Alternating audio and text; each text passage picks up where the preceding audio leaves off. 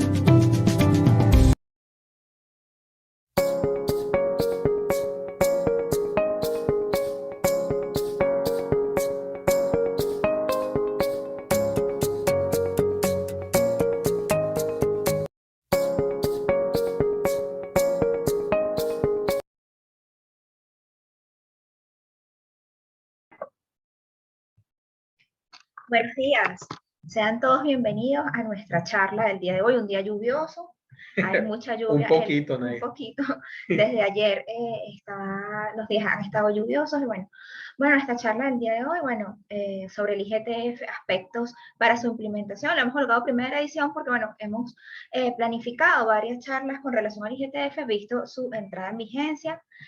Mi nombre es Nair Canelón y el día de hoy estoy acompañada por nuestro director y también el director de nuestra firma aliada Rangel Rangel, Joaquín Dongorós. Y en primer lugar, además de darle la bienvenida, quería confirmar con ustedes si nos escuchan, si nos están escuchando, si pueden de repente escribir acá a través del chat, si se escucha.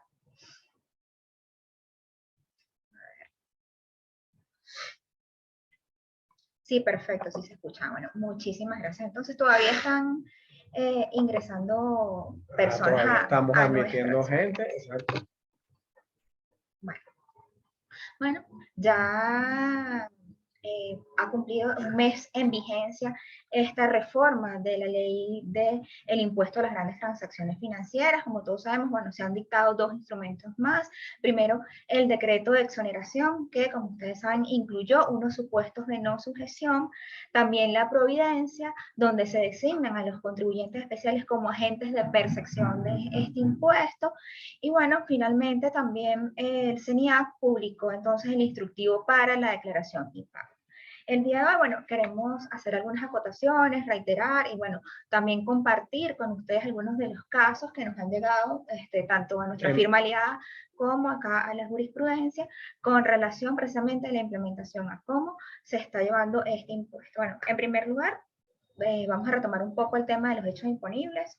Sí. Te doy la palabra acá. Allí, Nair, lo primero es que ya agarraste café, Nair, no agarramos café. Todavía no. Bueno, se me pasó a hacerte una taza. Y con este frío provoca tomar café, chocolate caliente. Así es. Entonces, fíjense algo. Si bien este tributo nos viene acompañando desde el 2015, eso es muy importante. Que es ha tenido varias versiones a lo largo, por lo menos de las últimas 2 décadas, pero inicialmente, era un tributo de estos que surgen con fecha de caducidad, son esporádicos, son para momentos muy puntuales de crisis, pero lo cierto es que desde el 2015 tenemos esta versión del impuesto a las grandes transacciones financieras, que es como se empezó a llamar desde esa época para acá. Y tenemos una versión ahora reformada en el 2022 que entró en vigencia justamente hoy, hace un mes. Si recordemos que todo esto inició con un anuncio a finales del año 2020, siempre lo reitero, bueno, desde la vicepresidencia de la República se señaló que era necesario modificar, hacer una reforma con relación a esta ley para colocar, se señaló así, un impuesto mayor a las operaciones en divisas. Entonces, así empezó todo esto. Así es. Entonces, fíjense que lo primero que tenemos que tener presente para entender el hecho imponible de este tributo es que no tiene nada que ver con su nomenclatura.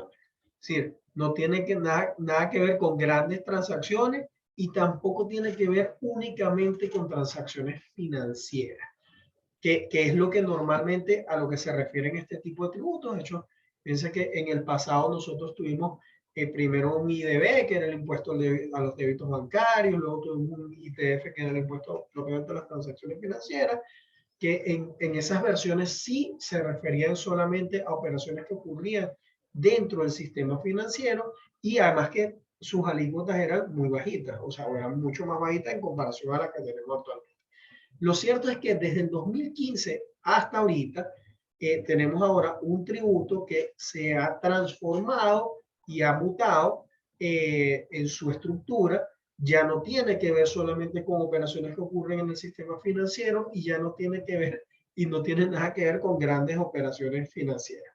Entonces, que si vemos en nuestra ley reformada hoy en día y vemos su artículo 3 y 4, básicamente vamos a ver que el artículo 3 se refiere al hecho imponible en su aspecto objetivo y el artículo 4 se refiere a los sujetos, que necesariamente tenemos que combinar esas dos normas para entender el hecho imponible de este tributo. Entonces, sí, teniendo presente que el artículo 3, que es el de los hechos imponibles, no fue reformado, pero sí el artículo 4 justamente de los sujetos. Por eso es que les comentamos ahorita acá, y eso que acotas es bien importante, porque para entender el hecho imponible de este tributo tenemos que leer en conjunto ese artículo 3 y ese artículo 4.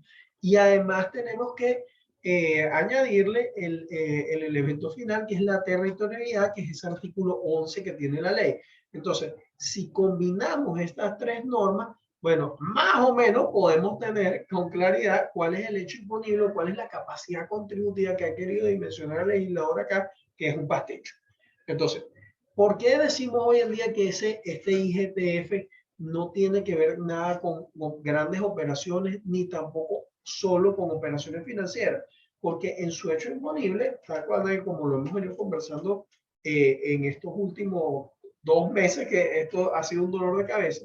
Entonces, lo primero que uno tiene que tener presente es que el hecho imponible de este tributo se refiere, uno, a la extinción de obligaciones, en primer lugar, por parte de sujetos pasivos especiales. Es decir, en primer lugar, si usted es un sujeto pasivo especial, y ojo, y entiéndase sujeto pasivo especial, que usted lo haya calificado formalmente el CENIAT como sujeto pasivo especial. Entonces, si usted es un contribuyente especial, ya está en un primer gran renglón de este tributo. Es decir, usted es contribuyente especial y usted extingue cualquier obligación y ojo, y extinguir obligaciones, fíjense que estoy usando la palabra técnica desde el punto de vista jurídico más amplia y más correcta, es decir, usted extingue la obligación mediante, por ejemplo, pago, por ejemplo, si la obligación es dineraria y impactamos dinero como contraprestación para extinguirla, si yo hago el pago, si yo extingo esa obligación por compensación, si yo extingo esa obligación por remisión de la deuda, etcétera, por cualquiera de los medios, por condonación, cualquiera de las formas de extinción de las obligaciones, de acuerdo a esta ley, ojo, cosa que es bien criticable, pero de acuerdo a esta ley, forma parte del hecho imponible. Es decir, entonces usted es un sujeto pasivo especial que va a extinguir una deuda, y pensemos acá para que veamos que la nomenclatura del tributo no tiene nada que ver con su fondo. Usted tiene una compañía que es contribuyente especial y le va a pagar al proveedor del papel toalé y productos de limpieza de la oficina, eso genera un hecho imponible. Entonces, o produce el hecho imponible. La segunda gran distinción, entonces, y ojo, y fíjense que aquí estamos extinguiendo una obligación que no tiene nada de grande, con lo cual la nomenclatura no guarda relación. Y lo siguiente entonces es que ese sujeto pasivo especial extingue una obligación, bien sea utilizando su cuenta de banco, es decir, utilizando algún medio del sistema financiero. Entonces, esa operación es grave en ese momento a través del sistema financiero, que en ese caso, Nair, el ente financiero es el agente de percepción. Bueno, hace el débito de forma automática. Hace el débito de forma automática de la cuenta del contribuyente especial. Luego, ese sujeto pasivo especial, imaginemos que extingue esa misma obligación, pensemos con ese proveedor que le está proveyendo productos de limpieza para la oficina, pero el proveedor le dice, mira, yo tengo PayPal y tengo Zelle, o tengo People Pay, o tengo cualquiera de las, o tengo Binance, cualquiera de los aplicativos. Es decir, no vamos a pasar por el sistema financiero local. Entonces, esas obligaciones desde el 2015 sí, eso es muy importante están previstas en la ley del 2015. Es decir, usted es un contribuyente especial y usted extingue una obligación mediante un aplicativo de estos que no pasa por el sistema financiero local, el hecho imponible se produce, solo que en este caso, por supuesto, no hay un agente de percepción que haga la percepción del tributo, y entonces usted está obligado a, así como hace la declaración de IVA, de renta y de los demás tributos, bueno, usted está obligado a meterse en su portal, en su perfil del CENIAT, y a utilizar el renglón o el ítem específico para el IGTF y declarar este tipo de obligaciones que usted está extinguiendo fuera del sistema financiero local. Es importante recordar que esta acotación, bueno, ya esto estaba previsto en la ley de 2015. Nosotros hemos conocido clientes y entonces que han tenido mucha duda precisamente con este tema de fuera del sistema financiero nacional. Entonces, es importante recordar que esta situación que ha descrito Joaquín, ya era una obligación desde la ley de 2015, porque precisamente estaba el hecho imponible de todas estas extinciones, que es la palabra correcta, de deudas fuera del sistema financiero nacional. Ojo, y esto que estás diciendo ayer es bien importante recordarlo. O sea, desde el 2015 para acá, no importa si usted extingue esa obligación en bolívares, en yuanes, en euros, en dólares, en renminbi, en especie. O sea, si usted extinguía esa obligación, el hecho imponible se generaba. Ahora, por eso les comentábamos que aquí es importante tener presente que hay que leer en conjunto este artículo 3 y el artículo 4. El 3 es esto que les comentamos, que es el hecho imponible en su aspecto objetivo, y básicamente nos dice que débitos u operaciones que ocurren en el sistema financiero son gravables, y obligaciones que se extinguen fuera del sistema financiero son gravables. Ahora, si leemos el 4, y entonces acá es donde viene el cambio fundamental, como tú lo has votado. Desde el 2015, el foco central de muchos otros tributos, de muchas otras reformas del sistema tributario, era el tema de los contribuyentes especiales. El IGTF no fue la excepción. Y fíjate, entonces, en el IGTF, desde su versión del 2015, este artículo 4 nos decía que justamente, si usted extingue una obligación dentro del sistema financiero o fuera del sistema financiero y es un sujeto pasivo especial, grave. Ahora, ¿cuál es la incorporación que nos hace ahorita en la reforma del 2022? Que todos estamos presos en la misma... personas naturales, las personas jurídicas, los contribuyentes especiales, es correcto. Especiales, todos. Fíjense que el hecho imponible, el espectro o la capacidad contributiva de este hecho imponible se amplió. Entonces, tal cual como tú estás diciendo acá, mira, seguimos manteniendo, es decir, usted es un contribuyente especial y extingue una obligación, o sea, usted es sujeto, es decir, es contribuyente del IGTF. Usted es una persona vinculada a un contribuyente especial y hace un pago por cuenta de ese contribuyente especial, es decir, un pago por cuenta de tercero, también esa operación es gravable. Ahora, usted es una persona natural o jurídica que le extingue una obligación y el destinatario, es decir, el acreedor de esa obligación es un contribuyente especial, gravable la operación, que justamente es lo que empieza a incorporarnos esta reforma del 2022.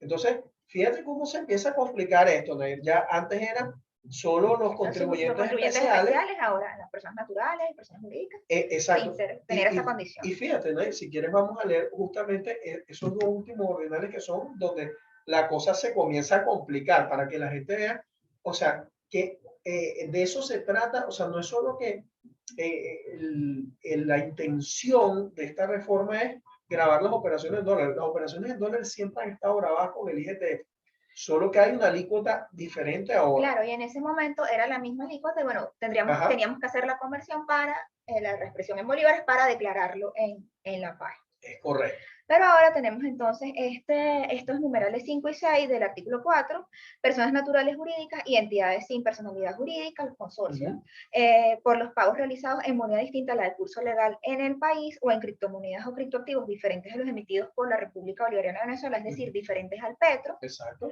Dentro del sistema financiero nacional, sin intermediación del corresponsal bancario extranjero, bueno, de conformidad con las políticas, autorizaciones, excepciones y parámetros establecidos por el Banco Central de Venezuela. Entonces ahí tenemos el primer supuesto. Exacto, que más adelante lo vamos a tocar con más detalle, que por ejemplo aquí vamos a ver el tema de las cuentas custodias. Este ordinal 5 del artículo 4, de lo que más nos interesa acá, por ejemplo, son estas cuentas custodias que tanto costó para que la Sudeban les permitiera a los bancos abrirlas, pero bueno, aquí vamos con ese tema. Y el otro supuesto, bueno, igualmente las personas naturales jurídicas y entidades sin personalidad jurídica por los pagos realizados a personas calificadas como sujeto pasivo especial en moneda distinta a la de curso legal, nuevamente en criptomonedas, bueno, diferentes al petro, sin mediación de las instituciones financieras. Exacto, entonces fíjate, estos dos ordinales, estos dos numerales, lo que están es abriendo esa puerta justamente que ya no importa, o sea, ya no es tan relevante ser contribuyente especial. Bueno, Nadir Canelo, que va a hacer una compra en una tienda con efectivo moneda extranjera, bueno, deberá entonces... Exactamente. Entonces acá, fíjense que estos numerales, siguiendo un poco la técnica legislativa que han utilizado acá, están definiendo entonces las operaciones que pasan tanto por el sector financiero como las que no pasan por el sector financiero. Y bueno, el gran tema de esto es que, bueno, las en bolívares, la alícuota es el 2%, que como bien mencionó Joaquín, es una alícuota bastante alta, inclusive comparado con las alícuotas que se cobran en otros países. Y bueno, para la moneda extranjera, el 3%. Sí, que allí entonces, claro, si leemos la exposición de motivos de esta ley, vamos a ver que uno de sus considerando justamente la política fiscal que ha tratado de implementar el Estado en esta reforma es la utilización o la recuperación del Bolívar, que parece como el Titanic que está casi que en el fondo de las Marianas. Estamos tratando de que está tratando de aflorar. Salga a flote. Pero digamos, eso es un tema macroeconómico que no vamos a tratar de tocar acá, pero sí esa es la parte de la política fiscal que ha tratado de diseñar el legislador con el rediseño de este hecho imponible. Ojo, por ejemplo, acá en consideraciones que ya hemos hecho ya con más profundidad para un análisis más completo acá, fíjense, nosotros consideramos acá en la oficina que este diseño del IGTF, así como está actualmente, rosa o raya en un impuesto al consumo, es decir, un impuesto al consumo como puede ser el IVA, con lo cual empieza a tener muchas similitudes y pareciera rayar en una doble tributación con un mismo hecho imponible. Pero, digamos, eso es un tema ya más de análisis de eso. Si somos conservadores y bueno, nos atenemos a lo que está acá, para ir definiendo entonces ese hecho imponible, como les comentábamos, tenemos que ver entonces el elemento objetivo y el elemento subjetivo que están definidos en estos artículos 3 y 4, y para ir englobando entonces esa idea de ahí, básicamente, usted piense, es un contribuyente especial, vamos a hablar de esos contribuyentes especiales, usted es un contribuyente especial que extingue una obligación por el sistema financiero o fuera del sistema financiero, la operación es grave. Es más fácil cuando está o cuando se realiza a través del sistema financiero, porque la gente de percepción es el banco o es la institución financiera. Cuando usted realiza la extinción de esa obligación fuera del sistema financiero, usted tiene que hacer una autodeterminación, meterse en su perfil de señal, declarar y enterar el tributo sin tributo a pagar. La incorporación que hace esta reforma, como les decíamos, entonces hay que leer este artículo 4 en sus ordenales 5 y 6, que entonces fíjense que ahora no solo son los contribuyentes especiales, sino son las personas naturales y jurídicas, es decir, un contribuyente ordinario que extingue una obligación con un sujeto pasivo especial, entonces también está sometido a imposición, es decir, se genera el hecho imponible del IGTF, señores, y entonces acá es donde empieza a tomar relevancia la providencia que designa como agentes de percepción ya no solo a las instituciones financieras, que eran las que están naturalmente llamadas a hacer este tipo de percepción, sino que ahora tenemos una providencia adicional que califica como agentes de percepción a los contribuyentes especiales que ya de por sí tenían un dolor de cabeza con ser agentes de retención del IVA, etcétera, etcétera. Bueno, ahora también tienen la tarea de ser agentes de percepción del IGTF. Sí, bueno, a mí me gustaría leer brevemente el artículo, parte del artículo 1, porque se ha generado muchas dudas. Bueno, yo soy agente de percepción, pero entonces la gente se confunde. Hay que recordar que esto tiene como algunos elementos que podemos entonces mencionar. Porque, primero, ¿qué es lo que dice? Se designan como responsables del impuesto a las grandes transacciones financieras. O sea, ahí tenemos el término responsable. En calidad de agentes de percepción, entonces, responsables en calidad de agentes de percepción a los sujetos calificados como especiales. Entonces, aquí es donde viene el porqué o a razón de que por los pagos recibidos en moneda distinta a la de curso legal en el país, o bueno, o diferente al petro, sin mediación de las instituciones financieras. Bueno, ¿y de quién? Bueno, de las personas naturales, jurídicas y entidades económicas sin personalidad jurídica. Entonces, ahí tenemos los elementos. Primero, designados como responsables en calidad de agentes de percepción. Exacto. Por estos pagos recibidos sin mediación de las instituciones financieras. ¿Por parte de quién? Bueno, precisamente de las personas naturales, jurídicas y entidades sin personalidad jurídica.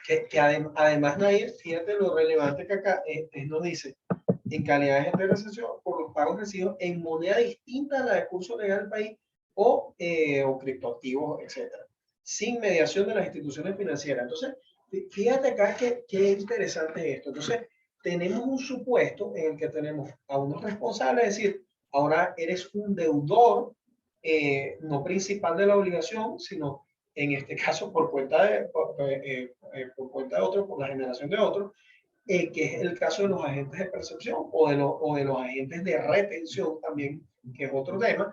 Pero entonces, fíjate, el contribuyente especial ahora tiene otra obligación más, es ser agente de percepción del IGTF, pero cuando recibe pagos o se extingue la obligación por parte de en divisas y en criptoactivos diferentes al petro, pero por parte de quién? De una persona natural o jurídica ordinaria, que este es el primer tema.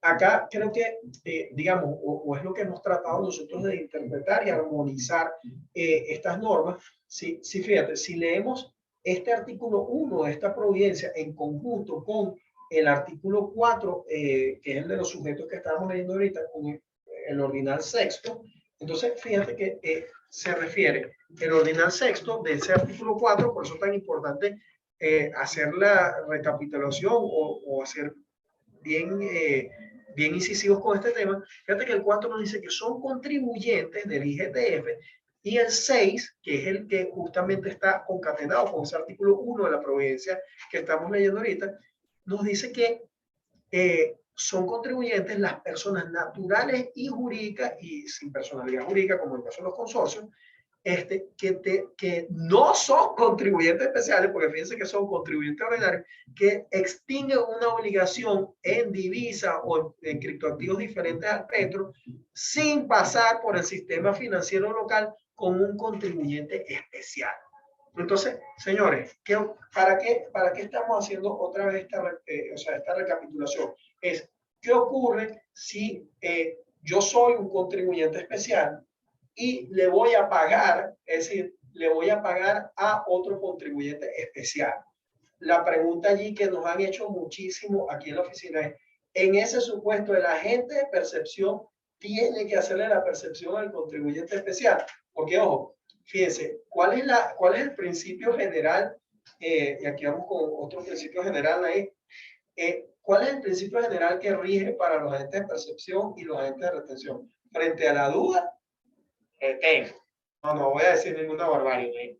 Esta es coloquial, pero ojo, ¿y por qué esa expresión frente a la duda retengo? Porque de acuerdo a nuestro código orgánico tributario, los responsables, es decir, los agentes de percepción o los agentes de retención, son solidariamente responsables del tributo. Y por supuesto tienen unas obligaciones, unas sanciones tributarias eh, mucho más onerosas desde la reforma del 2014 para acá, que fue apoyada en la reforma del 2020 del COD. Pero acá lo importante es entender la estructura. ¿Por qué existe la figura del agente de percepción?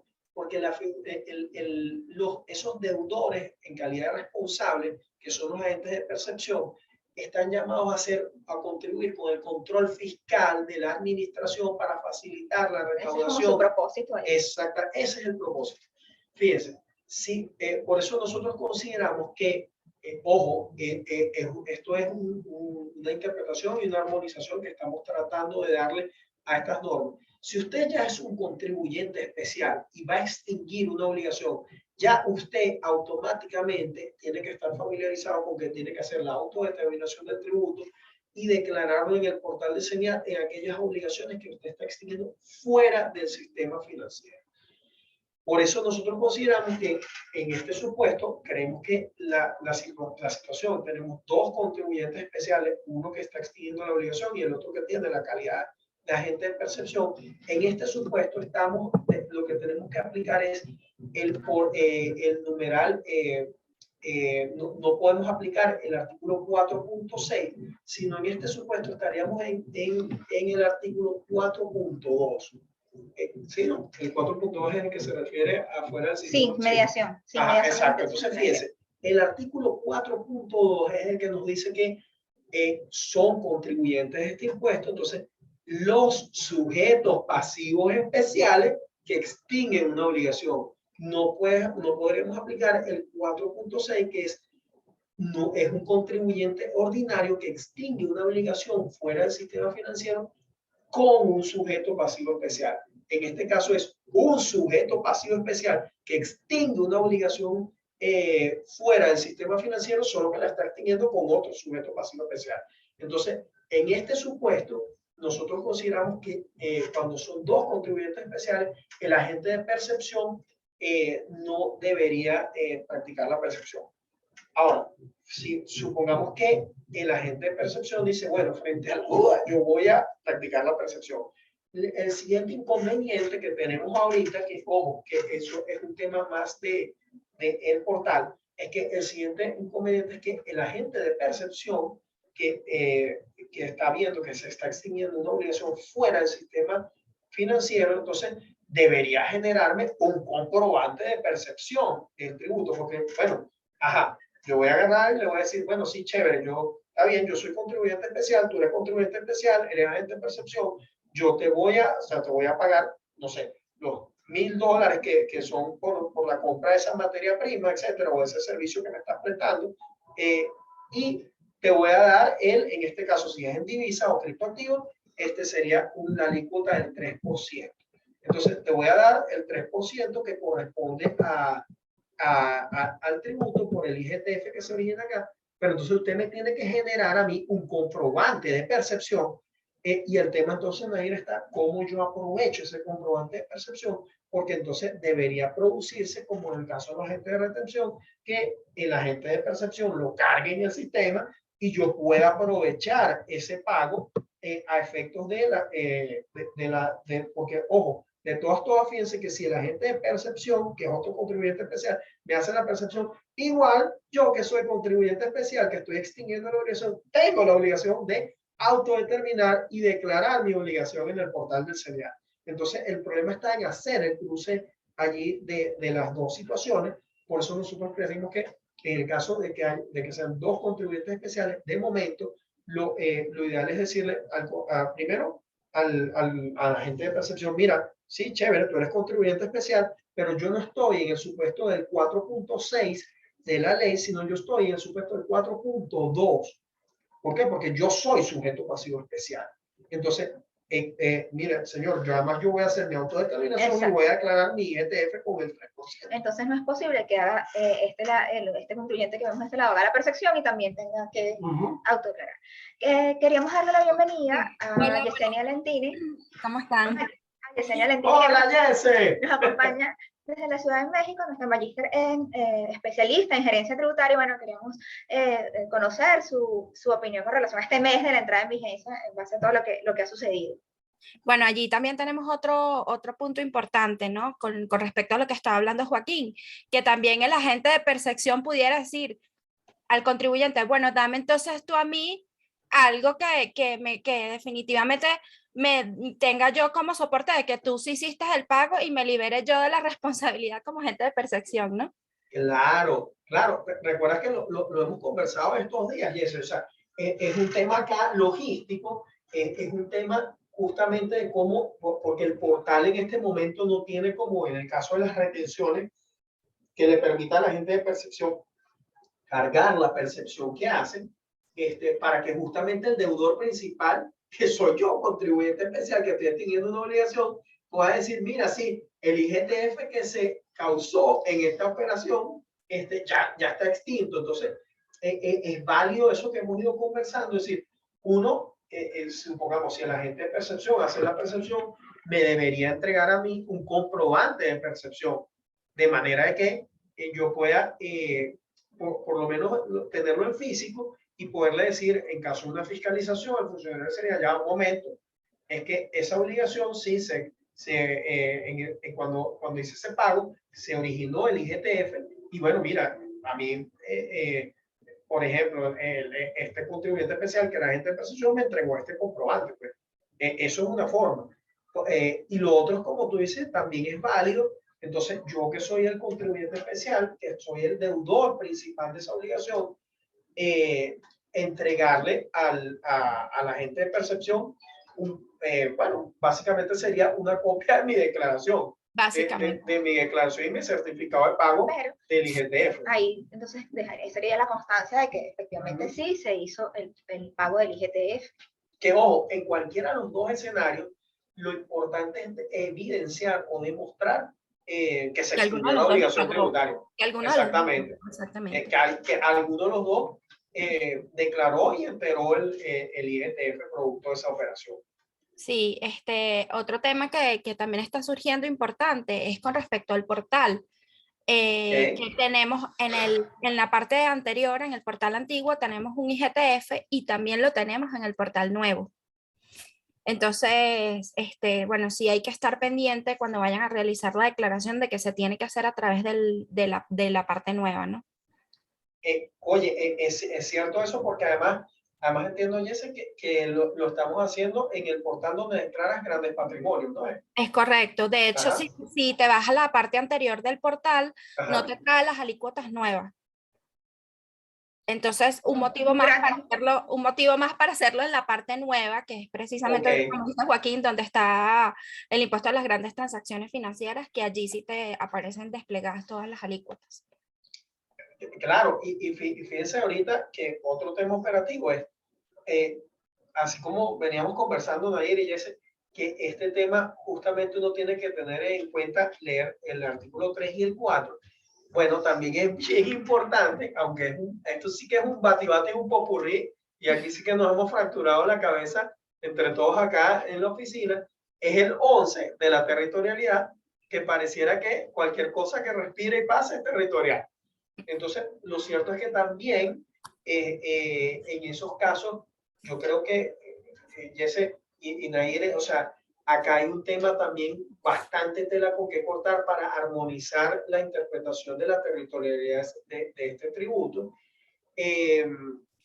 Y bueno, fíjense, por ejemplo, pensemos en una compañía local, acá, un contribuyente especial, que, por ejemplo, extingue una obligación con un proveedor extranjero. Entonces, ¿para qué nos sirve la territorialidad? Bueno, si la conclusión, por ejemplo, es que la obligación es extraterritorial, entonces puede haber el elemento objetivo, subjetivo, pero desde el punto de vista de la territorialidad, si consideramos que la obligación es extraterritorial, es no gravable con el IGTF. Entonces, por ejemplo, pensemos un caso así bien palpable de extraterritorialidad. Yo creo que sería, yo soy un contribuyente especial acá en Venezuela,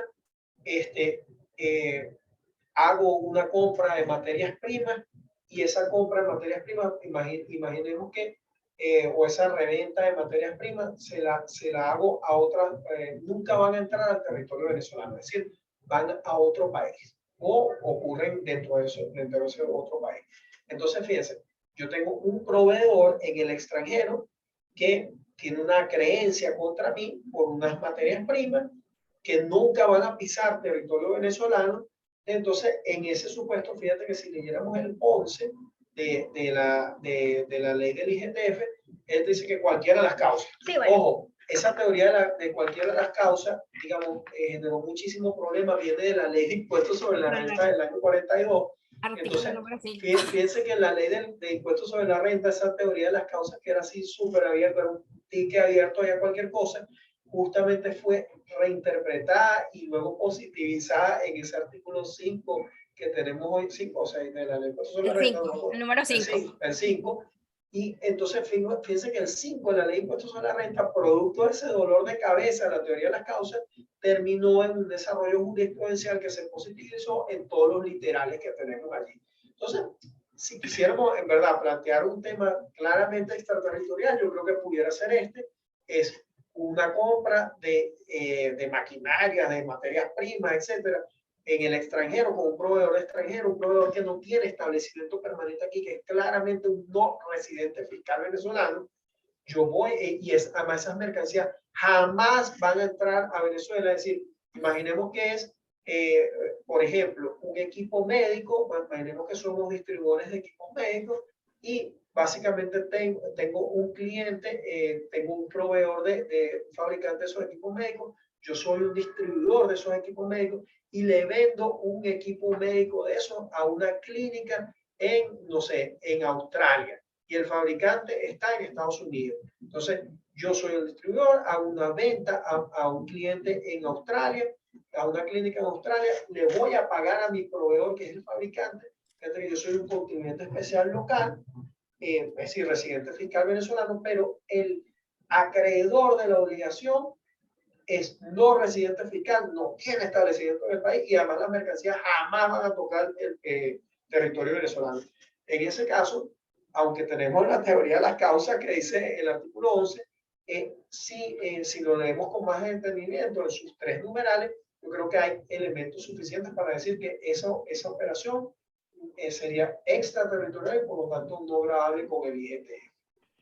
El problema está entonces en ese cuando tenemos otro tipo, por ejemplo, la mayoría de los casos que es una compañía aquí que, por ejemplo, va a importar bienes. ¿Por qué? Porque no se produce nada aquí y entonces, bueno, además tenemos el tema del dólar que está, digamos, apreciado y entonces es más barato importar algo que producirlo aquí. Entonces, allí es donde sí el IGTF nos va a empezar a generar dolores de cabeza. O sea, no sé cómo lo ven ustedes, Nair y Jesse. O sea, fíjense, yo tengo un proveedor afuera, voy, le compro inventario. Imaginemos que compro alimentos para traerlos acá para venderlos a unas cadenas de supermercados. Pero fíjense, el tema justamente, como les decía, que esta norma de territorialidad es como una copia chimba y mal hecha de la ley de impuestos sobre la renta y, ojo, y de la ley del IVA también. Entonces, si yo hago una compra de inventario, ese inventario está fuera al momento en que se perfecciona la venta, pero posteriormente se va a importar al país, pareciera, de acuerdo a la ley al artículo 11, que entonces no importa qué, como lo voy a importar, entonces es territorial y por lo tanto grabable con, fíjense que acá vamos a tener un siguiente problema, que es, le estoy haciendo la compra a un no residente fiscal venezolano que no tiene establecimiento permanente en el país. Las mercancías están afuera, porque normalmente, además, ningún proveedor nos despacha porque no tenemos crédito acá, pero las mercancías están fuera al momento de la venta. Ojo, si lo analizamos desde la óptica del impuesto sobre la renta y del IVA, esa operación es extraterritorial por los factores de conexión que creemos que son como debería interpretarse el IGTF. Correcto. Ahora, sin embargo, si leemos el artículo 11 en el ordinal 1, ¿no? Dice que algunas de las causas que lo origina ocurre o se sitúa dentro del territorio nacional. Ajá. Incluso en los casos que se trata de prestaciones de servicios generados, contratados, perfeccionados o pagados en el exterior. Y aunque el prestador o prestadora del servicio no se encuentre en la República Bolivariana de Venezuela. Teoría de las causas. Exacto, la teoría de las causas. De las causas, literal. Y si vemos el 2, dice, se trata de pagos, se trata de pagos por la realización de actividades en el exterior vinculadas con la importación de bienes o servicios y los que se obtengan por asistencia técnica o servicios tecnológicos. Fíjense que hace un popurrí aquí, una mezcla muy mala de los factores de conexión que están mucho mejor, digamos, definidos con técnica legislativa en la ley de impuestos de la renta o en la ley del IVA. Y justamente este es un tributo que es territorial, o sea, su naturaleza es territorial. Entonces, esta forma de diseño creo que tiene muchos errores o muchas fallas en su técnica y nos genera muchas dudas a la hora de su interpretación.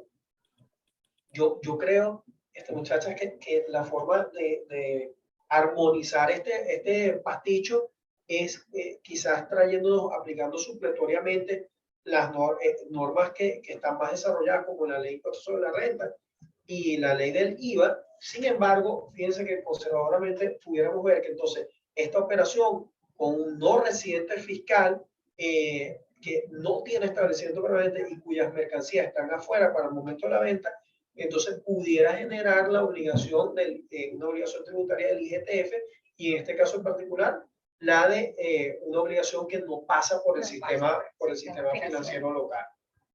Sí, también hay que estar ahorita más pendiente de las operaciones que se hacen, las transacciones que se hacen con las casas matriz, ¿no? Exactamente. Si, por ejemplo, la casa matriz es la que hace un pago por cuenta tuyo, y entonces allí se pudiera estar generando un IGTF, y luego si tú generas una cuenta por pagar con esa casa matriz, también se pudiera estar generando un IGTF doble. Entonces, hay que estar muy pendiente y antes de hacer esas transacciones, evaluarlas en detalle. Sí, sin duda alguna, Jesse, fíjate que esas operaciones intercompany justamente es uno de los supuestos de hecho del hecho imponible del IGTF, que es cuando ocurren entre partes vinculadas. Correcto. Entonces, allí totalmente de acuerdo contigo que hay que ahora ser más cauteloso al momento de hacer esas operaciones intercompañías, y lo que hay es que entonces poner a ir en esa foto más grande cuando así como hacemos acá, que empezamos a hacer el análisis de planificación para entonces entender el impacto que puede tener esa operación intercompañía, ya no solo desde el punto de vista de impuestos sobre la renta, desde el punto de vista de IVA, desde el punto de vista del arancel y municipal, sino también ahora hay que incluir este IGTF, que ojo, 2% o 3%, como decían en la UCB cuando entraban al salón, no enriquecen ni empobrecen a nadie, entraban, entonces fíjense que el 2% o 3% de una operación es un monto grueso, o sea, es un monto duro. Claro. Yo creo, Jesse, que acá también es importante rescatar que también lo hemos estado sometiendo a análisis y consideración. Creo que es algo que hay que consultarle al SENIAT para que dé su opinión, cómo trazar esa ruta con operaciones intercompany. Otra cosa que yo creo que también es importante es, fíjense que el supuesto de aplicación de la alícuota del 3%, que digamos en el subconsciente colectivo en este momento es todo lo que sea en dólares o en criptoactivos diferentes al peso, 3%. ¿Ok? Ahora, fíjense una cosa, ¿qué ocurre si yo soy un contribuyente especial? Y vamos a poner este mismo ejemplo que poníamos de la compra de mercancías. Yo soy un contribuyente especial que le va a comprar mercancías a... Mira, aquí tenemos un ejemplo que como que va, una pregunta que como va, tenemos otras, pero vamos a aprovechar el momento. Okay. Si yo compré una mercancía fuera del país y pagué con banco en el exterior, estamos obligados a enterar el 3% del IGTF, ya que la misma es extraterritorial. No sé si por ahí va su comentario. Fíjense acá, esa es una buena pregunta. Lo primero que podemos analizar allí es si se genera o no se genera el hecho imponible justamente en atención a la territorialidad o extraterritorialidad de la operación. yo creo que hay argumentos suficientes para interpretar o armonizar este 11 de la ley del IGTF para establecer que hay supuestos de compras en el mercancía, o sea, para que lo entendamos así claramente. De acuerdo a la ley de impuestos sobre la renta y a la ley del IVA, el factor de conexión relevante para determinar si una operación de compra de bienes muebles corporales es territorial o no, es el lugar de ubicación de los bienes muebles corporales para el momento de perfeccionamiento del contrato de venta. ¿Cuándo se perfecciona la venta? Con el simple consentimiento. Es decir, cuando las partes damos el consentimiento en la venta y nos ponemos de acuerdo en el precio y la cantidad, el contrato de venta es perfecto. Si en ese momento los bienes están fuera del territorio nacional, desde el punto de vista, que es lo que estamos tratando de armonizar acá, sería una operación extraterritorial. Ahora, como está redactado la norma del 11 de la ley del IGTF, pareciera arribarnos que cualquier cosa de esas es territorial. Sin embargo, creemos que hay bastante tela con que cortar para armonizar esa interpretación y establecer que se trata de una operación extraterritorial. Acá lo mejor es, digamos, plantear una consulta al CENIAT para forzarlos a obtener una respuesta. Lo siguiente en este caso en particular es, ¿cuál alícuota uso? ¿Uso el 3% o uso el 2%? Ajá. Ajá. Entonces, fíjate que esto, ojo, esto no surgió precisamente no de la inventiva, sino de cosas que vamos viendo acá con los clientes. Entonces, fíjense por qué les decía desde el principio que es muy importante leer con cuidado el artículo 3 y el 4 de la ley del IGTF. En estas dos normas, fíjense, el 3 me dice que es hecho imponible básicamente extinguir una obligación, pasa dentro del sistema financiero o fuera del sistema financiero, con divisas, con bolívares, con petros y tal. Ahora, acá nuestra reforma del 2022 es bien importante porque entonces tiene una discriminación de justamente como quiere incentivar el uso del bolívar, que es la política fiscal que está en la exposición de motivos. Entonces, la pregunta que tenemos que hacernos es, bueno, primero, si esa operación que estamos analizando es territorial, yo creo que hay bastante tela con la que cortar allí. Y lo siguiente es, bueno, concluyamos que es territorial, para hacer, digamos, el tema más sencillo ahorita. Entonces, el punto es, yo le tengo que aplicar, fíjense, a ese proveedor yo le voy a hacer un pago por un wire transfer afuera, porque evidentemente él es no residente fiscal venezolano, no tiene establecimiento permanente, es decir, no le interesa un pepino saber nada de los bolívares, porque además no hay corresponsal bancario que le mande esos bolívares para allá. Ni le interesa saber de Banesco, de Mercantil, de nada de los bancos de aquí. Entonces, ¿qué ocurre? Yo le voy a hacer un wire transfer o le voy a pagar con criptoactivos afuera, etcétera.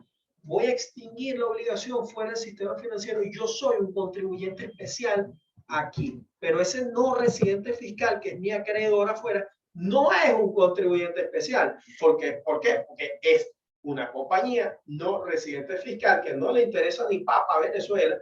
Y por supuesto el CENIAT no puede calificarlo como sujeto pasivo especial porque no tiene ni tiene domicilio ni establecimiento permanente, ni ningún vínculo con el territorio venezolano. El vínculo que tiene es porque yo le estoy comprando unas toneladas de arroz que vienen para acá. Entonces, acá, fíjate, si leemos la norma de las alícuotas, entonces, fíjate que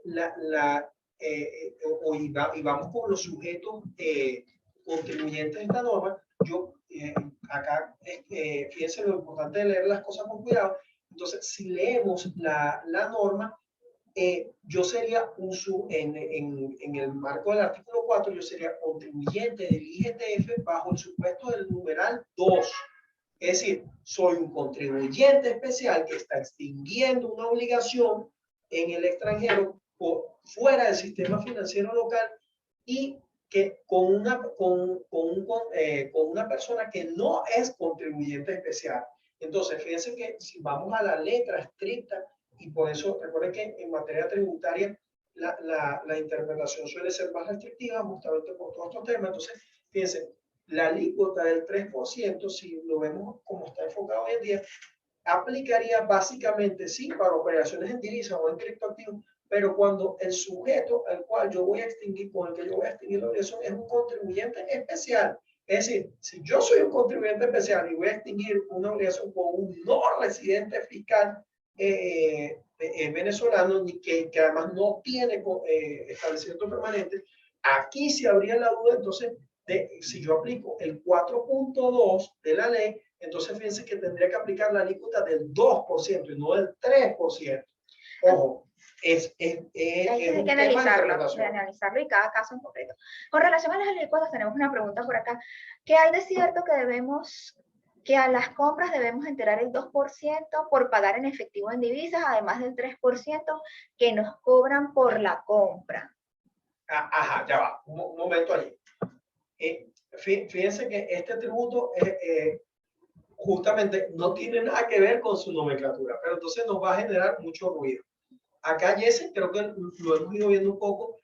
Hay que diferenciar el sistema de débitos y créditos que hay en el IVA para determinar la cuota tributaria. Esa forma, o sea, digamos, ese sistema de plurifásico de cascada es del IVA, pero en el caso del IGTF es un tributo un poco malo, para no utilizar otra expresión.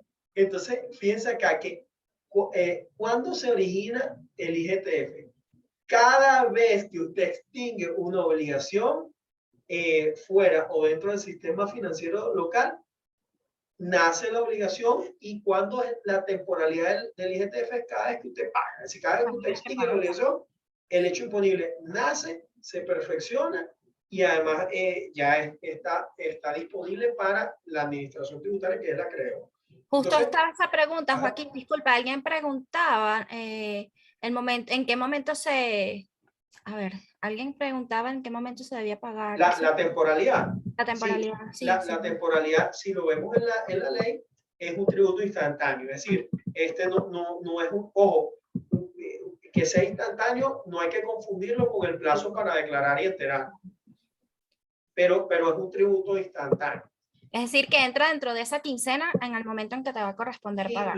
Exactamente. Fíjate eso que también lo veíamos un poco, Jesse. Es una cosa es cuando nace y cuando es exigible la obligación, es decir, la temporalidad, y esa temporalidad en el IGTF es instantánea. Es decir, cada vez que usted extingue una obligación, nace la obligación tributaria. Ahora, ¿cuándo tengo que declararlo y enterarlo? En el caso de lo que no pasa por el sistema financiero. Porque lo que ocurre en el sistema financiero, o sea, el agente de percepción, que es el banco o la entidad financiera, hace la percepción y él también tiene los plazos para enterar y pagar, que no recuerdo ahorita si son quincenales o son mensuales. Pero en el caso de las obligaciones que ocurren, que extinguimos fuera del sistema financiero, en la cual yo soy el contribuyente especial o soy el agente de percepción, una cosa es cuando es exigible el IGTF y otra cosa es cuando tengo que declararlo y enterarlo al señal. ¿Sí? Aquí tenemos otra pregunta, por ejemplo, cuando tengo una factura, una deuda antes de la vigencia y pago después de la vigencia debo pagar el IGTF, entonces ¿qué debemos tomar? ¿La ley o el último de exoneración? Bueno, un poco hablando del tema de la vigencia y todo esto que surgió. Exactamente, esa era la que quería. Exacto, con el tema, bueno, salió la ley, después salió esta providencia de los sujetos pasivos especiales designados como agentes de percepción, y bueno, todo este tema de precisamente la vigencia, la entrada la vigencia y aplicación de la ley en el tiempo. También acá, ojo, en líneas generales, o sea, también creo que va a ser sujeto digamos, a múltiples problemas y casos en la práctica. Pero en principio, ¿saben? Las leyes no se pueden aplicar retroactivamente, sino a partir de su entrada en vigencia. Entonces, acá sí hay también con qué interpretar si por ejemplo, si la reforma del 2000, ojo, tomen en consideración, como Nair y yo les comentamos acá al principio, el IGTF desde el 2015 graba las operaciones que ocurren dentro y fuera del sistema financiero, y no importa si son en dólares, en renminbi, en bolívares, en todas las cosas.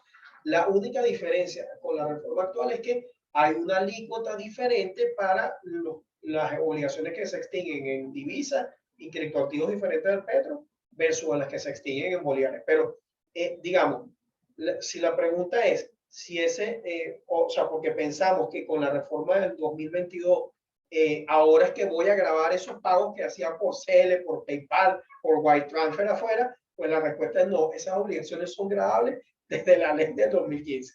Ahora, si la pregunta es, ¿cuál alícuota tengo que utilizar? Si puedo seguir utilizando la alícuota del 2%, que era la que venía utilizando para todo, o si tengo que empezar a utilizar la del 3% ahorita, entonces la aplicación de temporal de la ley, yo creo que ahí sí hay cómo discutir este tema. Y habría que ver allí, ojo, si recuerden, como la temporalidad de este tributo es cada vez que yo extingo una obligación, entonces, digamos, y como es instantáneo, entonces pareciera que automáticamente sí lo tengo que aplicar ahorita. Ahora, sin embargo, la pregunta es si yo tengo una cuenta por cobrar viejísima, si tengo una cuenta por cobrar de hace 5 o 6 años y digamos, el deudor quiere finalmente ponerse a extinguir la obligación ahorita y es un contribuyente especial,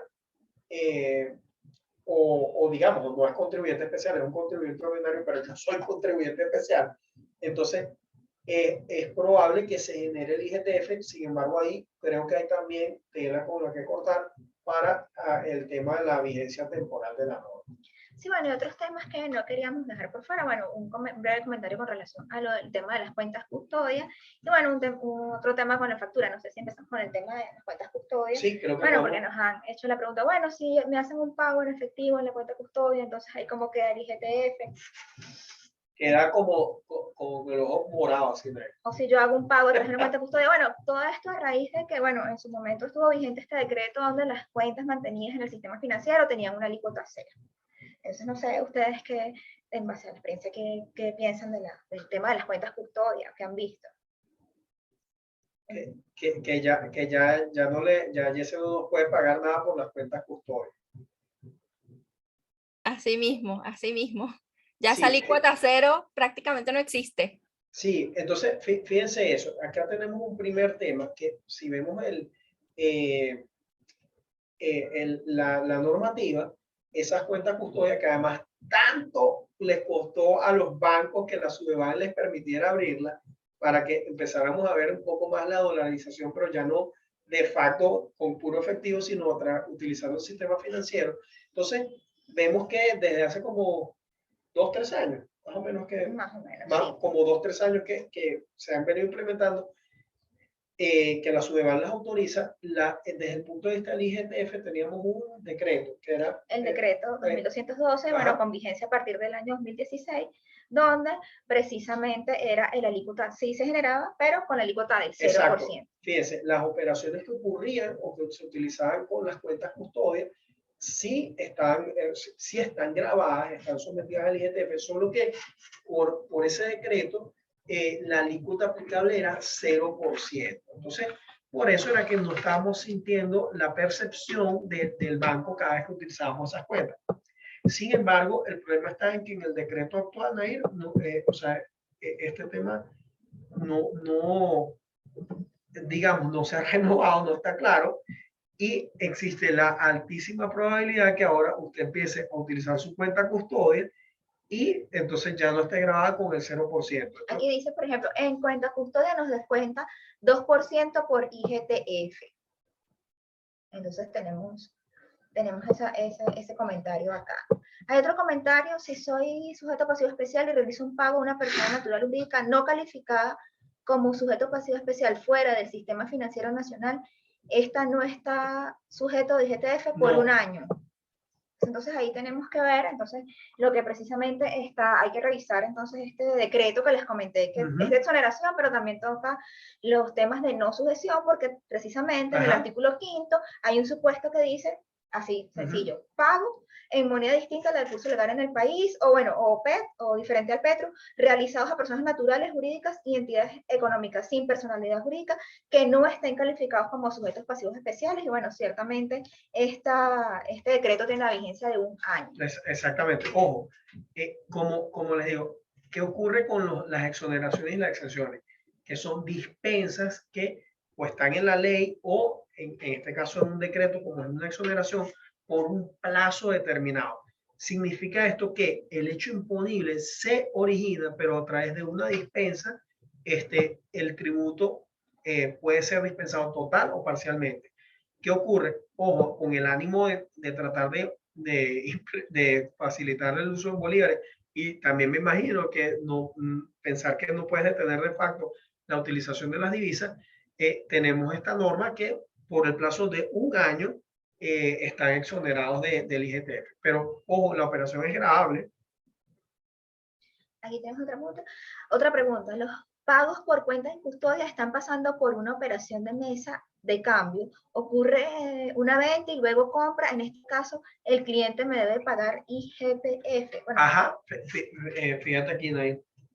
Las mesas de cambio, o sea, todas las operaciones de cambio, si mal no recuerdo, están en este decreto de exoneración. Sí, todo lo que tiene que ver operaciones cambiarias realizadas por personas naturales y jurídicas es uno de los supuestos de no exacto, fíjense acá. La operación cambiaria no está, o sea, está exonerada del IGTF. Esa operación, entonces, es grave, pero la exonera este decreto. Ahora, luego, supongamos, yo hice la operación de cambio y luego con esa operación de cambio voy a extinguir otra obligación. Allí, fíjense, se va a generar el IGTF y el agente de percepción, o sea, si utilizó el sistema financiero, el agente de percepción me va a grabar la operación.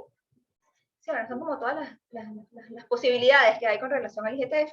Y bueno, ahora como que queda todo muy cerrado porque, bueno, se incorporan estos dos numerales a precisamente los sujetos en la reforma. Sí, fíjate, por ejemplo, oye, pensemos, hay algunos bancos aquí locales que, por ejemplo, te ofrecen la posibilidad de utilizar esa cuenta custodia a cambio de ponerte, o sea, si abres con ellos cuenta en otro banco que ellos tienen afuera, te colocan por ejemplo, esos bolívares o esas divisas que tienes acá en la cuenta custodia, te la colocan en tu cuenta con ellos mismos en el banco afuera. El tema cambiario, como les digo, está exonerado, es decir, las operaciones que hagas cambiarias están exoneradas del IGTF.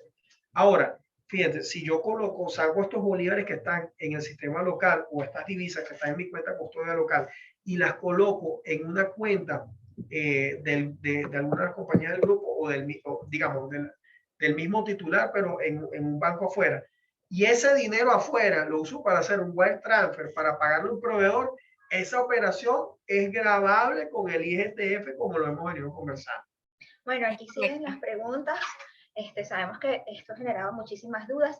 ¿Qué debemos hacer? Porque hay muchas máquinas fiscales que aún no están adecuadas. Por esta razón, los clientes están asumiendo el IGTF. Bueno, ciertamente como las máquinas fiscales, bueno, no habían pasado por un proceso de adecuación todavía con el tema de la facturación en dólares y ahora tienen que entonces adecuarse también al IGTF. No, y máquinas fiscales no, o sea, inclusive muchos de los sistemas administrativos que se utilizan, por ejemplo, si vas a hacer algún cambio a nivel de SAP, cualquier cambio a nivel de SAP es sumamente costoso. Sí. Entonces, que lo hemos visto otras veces, o sea, las adecuaciones tecnológicas de SAP o Profit o cualquier Galaxy, cualquier de los sistemas cuestan un dineral.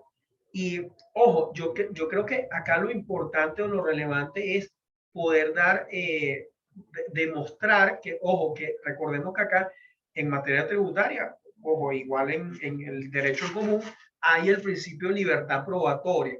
De esto hay bastante jurisprudencia, no en relación al IGTF, pero sí con impuestos sobre la renta, con IVA, que lo importante es demostrar que usted extinguió, en este caso, la obligación tributaria, es decir, pues cumplió con la obligación tributaria. Entonces, fíjense, si usted es un comerciante que está obligado a tener máquina fiscal, oye, y no ha podido, primero, no, puede ser, Jesse, como lo veíamos en otras ocasiones, ojo, todavía no tienes una máquina fiscal que cumpla con o sea, que pueda llenar estos campos de tener el IGTF. lo correcto de acuerdo a no me acuerdo cuál es la providencia 13, es que es la cosa. La número 13, la Ajá. providencia que refleja estos casos. Ajá, entonces fíjense, de acuerdo a la providencia 13, si yo uso máquina fiscal, la máquina fiscal técnicamente software debe permitir tener este campo que muestre el IGTF. La alícuota y el monto es lo que señala. Exacto, porque ojo, ¿qué es lo importante? Que quien está obligado a tener máquina fiscal o sea, en el momento en que está recibiendo el pago, él sabe si recibe el pago en bolívares, en dólares, en qué lo recibe. Entonces, lo importante es que usted, de acuerdo a esta providencia 13, está obligado a tener una máquina fiscal que esté calibrada con ese sistema y que su sistema, si usted usa SAP, Profit, lo que sea, le permita hacer esta adecuación. Yo creo que, imaginemos el peor escenario, Jesse, no sé si estás de acuerdo, que imaginemos que, o sea, llevo un mes acá, soy un comerciante y tengo un montón de comercios a lo largo de la ciudad o del país, o soy un simple comerciante pequeñito que tengo mi máquina fiscal, 2, 3 máquinas fiscales o una sola. Yo creo que, por ejemplo, uno pudiera hacerle alguna nota en particular y dejar en evidencia que en la propia factura, ojo, lo más importante es que, fíjense, desde el punto de vista material, por ejemplo, en este caso, usted va a ser contribuyente o en estos casos, agente de percepción del tributo. Lo importante es que usted lo declare y lo entere al señalar, que es la obligación material. Que lo puedan sancionar por deberes formales, muy probablemente. Bueno, aquí tenemos otra pregunta. Si un proveedor no me realiza la percepción como sujeto pasivo, yo como sujeto pasivo especial debo declararlo. Sí. Tiene que declararlo, bueno, sí. porque... recuerden esto que decíamos acá antes. El sujeto pasivo especial y el agente de percepción son deudores solidarios de las obligaciones. ¿Qué más tenemos por acá? Con respecto a las ventas de crédito, ¿qué recomiendan para cumplir con la norma para que refleje la alícuota y el monto a percibir? O sea, todas estas preguntas referidas al tema de cómo se refleja el tema de la factura. Sí, en la providencia 13, ojo, si usted emite facturas en forma libre, que entiendo que sería este el caso, entonces usted tiene que poner la coletilla de que si el pago se realiza o la extinción de la obligación se realiza en divisa, entonces se puede generar eso. Entonces, en las obligaciones a crédito, lo importante, o sea, a lo mejor contractualmente usted define que la obligación es una obligación a crédito y dependiendo de cómo usted la estructure, por ejemplo, supongamos que tenga 6 cuotas. Bueno, usted puede emitir una factura por cada cuota, pues, o puede emitir una sola factura global, depende de lo que usted haga. Lo que sí es cierto es que, de acuerdo a la Providencia 13, si usted emite hoy en día una factura, tiene que hacer la advertencia o tiene que colocar esa coletilla. Sí, tiene que estar definitivamente reflejado. Y bueno, ya una de nuestras últimas preguntas, ya que se movió un poco acá el chat, tenía que ver con el tema de realicé una transferencia antes de la ley y el proveedor recibió su dinero y en su cuenta y me está cobrando el IGTF, ¿debo pagarlo? Bueno, otro de los temas de la temporalidad de la ley. Ajá, exactamente. Fíjate, en este caso en particular, justamente la temporalidad.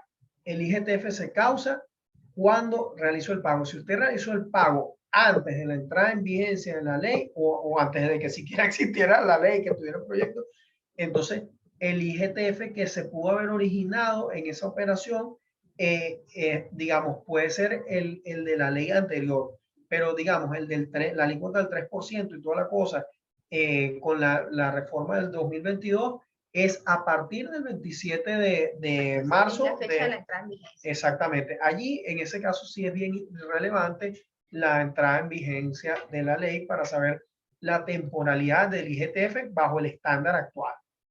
Acá tenemos, bueno, ya estamos por terminar. Un cliente realizó transferencia en dólares a una cuenta custodia, pero como están suspendidas, la solución que encontró el banco es que ocurre en una mesa de cambio, recibió bolívares y automáticamente ocurrió una mesa de cambio y convirtió a dólares. ¿Debo cobrarle el IGTF? Bueno, ahí tenemos que analizar el tema de, bueno, es una operación cambiaria, está... Ajá, exacto. Fíjense que la operación cambiaria está exonerada, por eso es que el banco no le hizo la percepción y luego cuando se extingue la obligación, o sea, la operación cambiaria en sí no está sujeta a obligación, Ahora, sin embargo, el banco sí debió haber hecho la percepción, si justamente, o sea, por ejemplo, yo puedo hacer la conversión de $100 a bolívares, si todo ocurre dentro de mi misma cuenta, o sea, el mismo titular, esa operación cambiaria no está exonerada, pero además no estoy extinguiendo ninguna obligación. Ahora, si el banco hizo el cambio, esa operación no está grabada con está exonerada con el IGTF,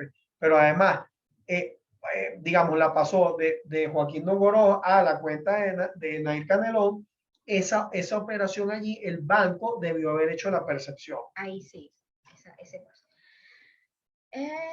Si lo hace el 2% al cliente pagando por la mesa. Bueno, esos son todos estos temas que han surgido con la aplicación del IGTF y el tema bancario, que bueno. Exacto, si lo hace, tal cual el banco debería, en este caso, o sea, la operación es grabable y debería ser la percepción por el 2%. Porque está pagando, por el tema de el exacto, pero si la operación es de cambio, o sea, por ejemplo, soy el mismo titular y le pido al banco una mesa de dinero para hacerme un cambio y la cuenta y la plata se queda dentro de otra cuenta, pero el mismo titular, esa operación sí está exonerada, o sea, no es grabable, no genera ningún tipo de alícuota. Ahora, si encima voy y le pago a un proveedor, es decir, a un tercero, en ese caso sí es grabable.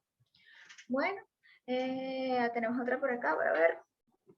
Si un cliente me deposita en efectivo a la cuenta custodia, procede la percepción del 3%. Entonces aquí tenemos un depósito en la cuenta custodia, procede la percepción del 3%. Claro, lo que pasa es que, fíjate, hay que ver allí qué es lo que están haciendo. Si están extinguiendo una obligación, fíjate que, vuelvo y repito, el hecho imponible acá es extinguir una obligación.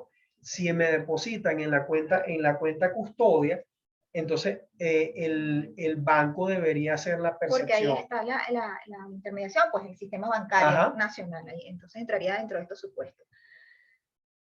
Si recibimos el pago en banco exterior de una venta realizada acá, se debe integrar el IGTF. Bueno, todos estos temas Es correcto, fíjense que nuevamente volvemos a decir acá, ustedes son dos compañías que son residentes fiscales venezolanos y usted recibe un pago, o sea, en una cuenta en el exterior, es posible que entonces se genere el hecho imponible. No importa, el tema acá es que no importa si toda la operación bancaria ocurre en bancos en el exterior. El tema está en si está extinguiendo una obligación entre, digamos, si usted es un sujeto de pasión especial o no lo es, luego es si usted es contribuyente o no, de acuerdo al artículo 4, y luego lo tercero es si la operación es o no es territorial. Si la operación es con la conclusión de que es territorial, es grabable. Si de extraterritorial, no es grabable. Bueno, aquí tenemos otra pregunta, tenemos muchas preguntas el día de hoy. Si factura crédito y el cliente luego me paga en dólares, ¿cómo hago para reflejar el IGTF? Bueno, ya conversamos acerca del tema de las ventas a crédito.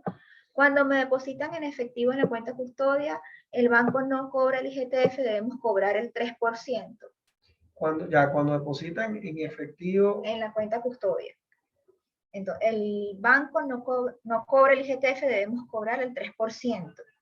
Claro, es que fíjense qué ocurre allí. Nuevamente, el banco es un agente de percepción, el banco es un responsable. Ahora, ¿quién es el deudor de la obligación? El deudor de la obligación tributaria es el contribuyente. Entonces, el banco no es el contribuyente, el banco es un responsable. ¿Qué ocurre? Que pueden haber supuestos donde se origine el hecho imponible del IGTF, pero el banco no haga la percepción. Eso no quiere decir que la obligación tributaria no haya nacido. Pueden haber supuestos, por ejemplo, si me depositan en una cuenta custodia y el banco automáticamente no me hace la percepción, entonces, pero estamos extinguiendo, es decir, es un cliente que me debe, que debe plata. Fíjense una cosa acá. ¿Quién es el contribuyente? ¿El que deposita o el que recibe el depósito? Eso es lo primero que tengo que tener en cuenta. Fíjense, si yo soy el que deposita es el contribuyente, si yo estoy pagándole a alguien con un depósito en la cuenta custodia, yo soy el contribuyente y soy el que está obligado a determinar la obligación y declararla en el portal de señal. ¿Por qué? Porque en ese supuesto es probable que el banco no haga la percepción en el depósito en la cuenta de custodia. Entonces, pero la obligación tributaria se produce. Sí, entonces aquí tenemos el caso de lo mismo. En el caso de los bancos no lo están haciendo la percepción. Bueno, ya hemos dado como la solución. Ojo, exactamente, tomen en consideración que el que recibe el depósito no es el contribuyente, el deudor principal de esa obligación es el que está paga, realizando es el que realiza el depósito. Ojo, ¿por qué el banco no hace la percepción en ese momento? Porque el banco no sabe si tú estás extinguiendo o no una obligación. Porque, ojo, ¿qué ocurre si el dinero, o sea, si el dinero es mío? Es decir, yo mandamos acá al mensajero a depositar en una cuenta custodia. Entonces, ¿por qué? Porque es un dinero que recibimos en efectivo de un cliente. Esa obligación, por eso es que el banco no está obligado a hacer la percepción en esa operación de arrancada. Bueno, sí, aquí hay otros comentarios que bueno, que sí se debe el 2% en divisas por la compra y después dice que en la primera parte del portal, aunque ya pagué el 3%, bueno, el tema de las alícuotas es la distinción entre bolívares. Ajá, es correcto. Allí nuevamente la distinción para saber cuál es la alícuota aplicable, entonces hay que irnos al artículo 4 para saber qué tipo de sujeto soy yo, para luego entonces aplicarla, para saber qué tipo de alícuota voy a aplicar. Bueno, esto ha sido como que nos hemos pasado del tiempo generalmente. Exacto, como ven, bueno, aquí nos hemos estado rebanando, nos hemos estado rebanando la cabeza porque efectivamente este tributo vino para quedarse, ya tiene desde el 2015 aquí y nos va a generar más dolores de cabeza. Bueno, sí, yo estoy muy complacida, bueno, de que sí, se generan muchísimas dudas y bueno, a medida que pase el tiempo, bueno, estaremos encontrando la solución más viable para todo este tema del IGTF. Nuevamente, creo que, y acá es digamos, lo más sano que hemos podido ir haciendo, es la recomendación que hemos estado haciendo con otros clientes, es someter muchas de estas dudas a consulta directa con el CENIAR. ¿Para qué nos sirve eso?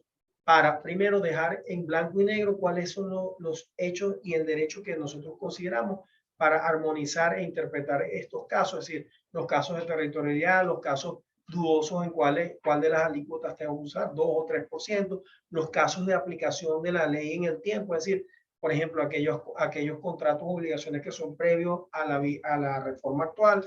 Entonces, lo mejor es presentarle una consulta directa al CENIAR. ¿En qué nos beneficia eso? Que uno, estamos dejando en claro, en blanco y negro, cuáles son nuestros argumentos de hecho y derecho para armonizar e interpretar las normas. Y dos, de acuerdo a nuestro código orgánico tributario, poner eso en blanco y negro nos permite, uno, establecer nuestro criterio y por lo tanto eximente de responsabilidad en el caso de que el CENIAR no nos responda a tiempo. Y ojo, y si el CENIAR no nos responde a tiempo, de acuerdo a nuestro COD, es el único caso de silencio positivo, es decir, nuestro criterio prevalece hasta tanto el CENIAR nos dé una respuesta. Y justamente de acuerdo a esa norma del COD, el CENIAR no podría sancionarnos de acuerdo a nuestro criterio, salvo que nos dé una respuesta, nosotros aceptemos esa respuesta, entonces ese criterio habrá que aplicarlo de allí en adelante. Sí, bueno, y recordarles siempre que estamos a una llamada telefónica para ya analizar estos casos en concreto, que bueno, cada caso tiene su propia particularidad. Yo quiero darle las gracias pues a Yesenia Lentini, que nos acompañó el día de hoy, bueno, a nuestro director general, que como les comenté también es el director general de nuestra firma aliada, Rangel Don Boros Rangel, y bueno, a todos ustedes por compartir todas sus dudas el día de hoy. Bueno, muchísimas gracias y bueno, aquí tenemos yo de hecho